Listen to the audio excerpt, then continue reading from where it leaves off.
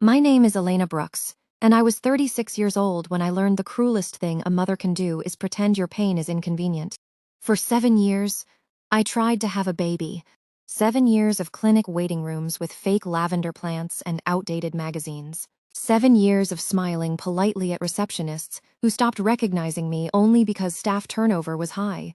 7 years of blood tests, ultrasounds, hormone injections, and phone calls that always began with false hope and ended with carefully rehearsed sympathy. Then one Sunday afternoon, I finally got pregnant again. It was Easter dinner at my parents' house. 20 people sat around my mother Patricia Brooks's polished oak table, while my older brother Victor explained mortgage rates to anyone unlucky enough to make eye contact. I stood near the kitchen doorway holding a glass of water because I still didn't trust coffee. "I have news," I said. Nobody stopped talking at first. Then my father looked up from carving ham. "What is it?" I took a breath. "I'm pregnant." Silence settled across the dining room. My mother folded her napkin slowly and placed it beside her plate. "Well," she said, "let's hope this one actually stays." The room went still. My aunt looked down at her plate. Victor cleared his throat. My father reached for the salt as if nothing had happened. Across the table, my husband Noah looked at me carefully. Not shocked, not confused, just ready. Because he knew about the 5 pregnancies nobody at that table had ever heard about. He knew about the hospital bathroom floors, the injections, the surgeries, the nights I slept sitting upright because lying flat made the grief feel heavier somehow. I looked at my mother for a long moment.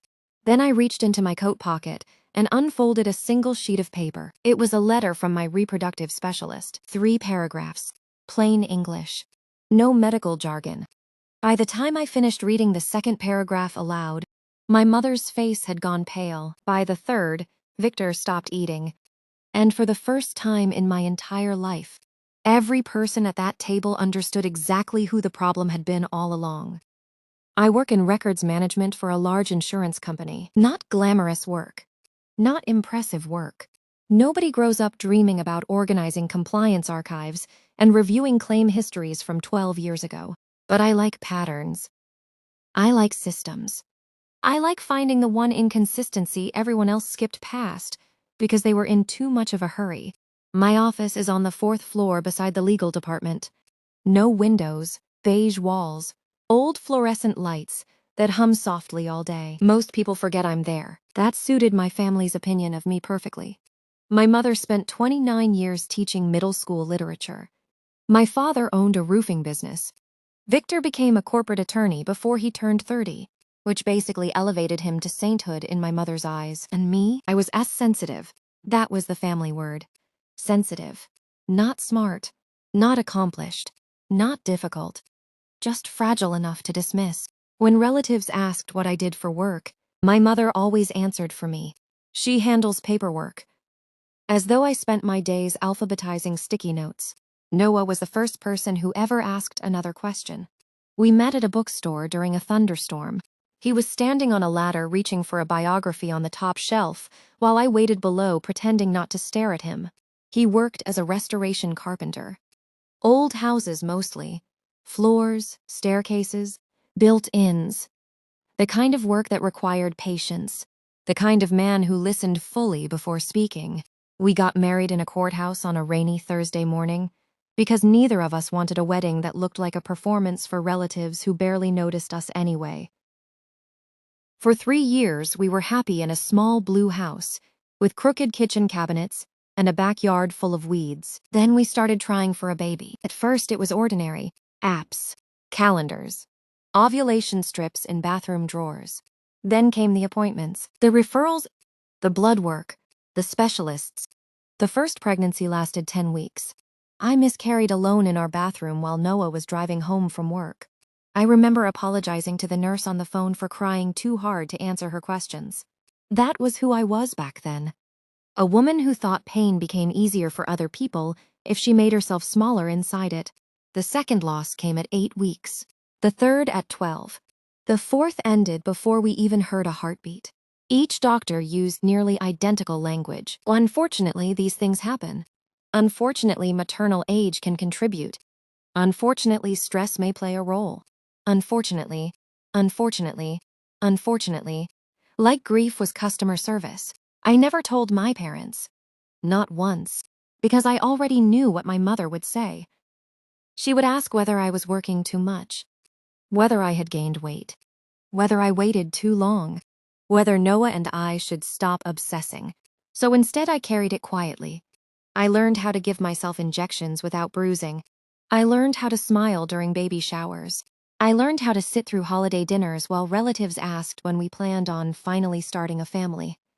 And every Sunday I went home feeling emptier than when I arrived. The label started early. I was slow to speak as a child. Not unintelligent, just careful. I liked thinking before answering questions. My mother hated pauses. She filled silence like it offended her personally. In second grade, I froze during a classroom reading exercise. The words blurred together on the page while 20 children waited. That night, my mother sighed loudly while washing dishes. Victor never struggled like this. I remember standing in the kitchen doorway, gripping the edge of my sweater. "I'm trying," I whispered. "I know," she replied, which somehow felt worse, because trying implied failing. Victor became the standard for everything. Victor's grades, Victor's debate trophies, Victor's internships, Victor's law school acceptance letter framed in the hallway. Meanwhile, I learned invisibility. I learned that if you stayed quiet enough, people stopped expecting things from you. That became my talent. At family dinners, Victor dominated every conversation while I passed dishes and refilled water glasses. Once during Thanksgiving, my uncle asked me what I enjoyed doing outside work. Before I could answer, my mother laughed lightly. "Elena worries professionally." Everyone laughed, even me, because sometimes humiliation feels easier if you participate in it. Noah noticed everything. That was the dangerous thing about him.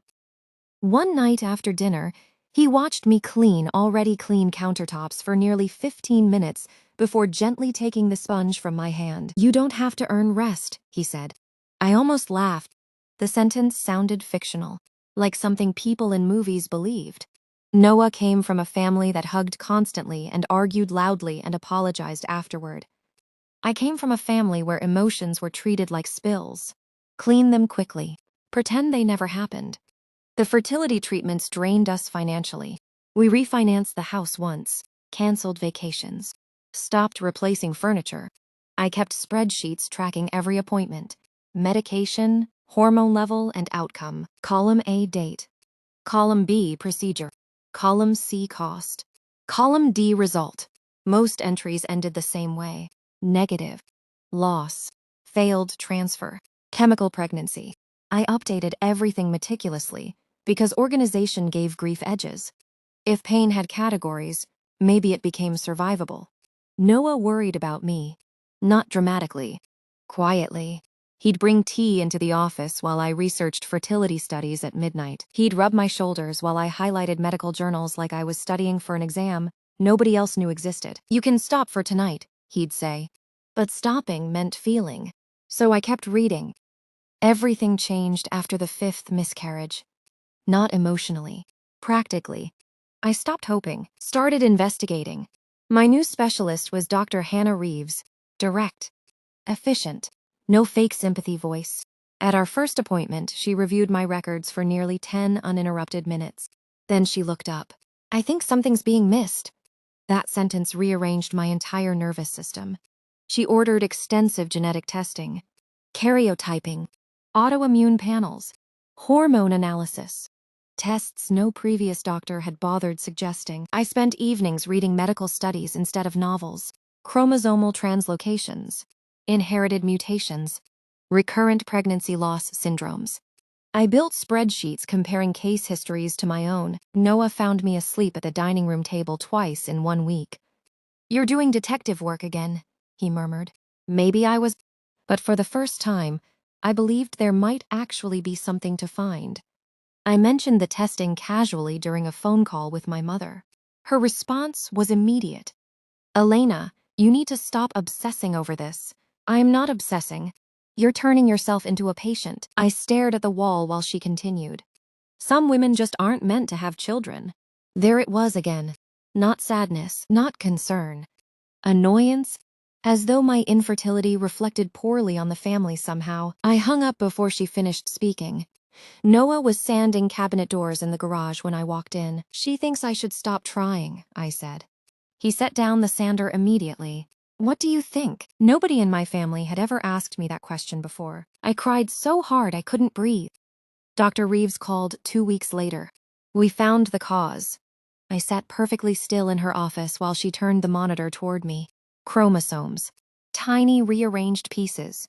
A balanced translocation between chromosomes 4 and 9. She explained carefully, my body itself functioned normally. But during reproduction, the chromosome arrangement frequently created embryos that could not survive. That was why I kept miscarrying. Not stress. Not age.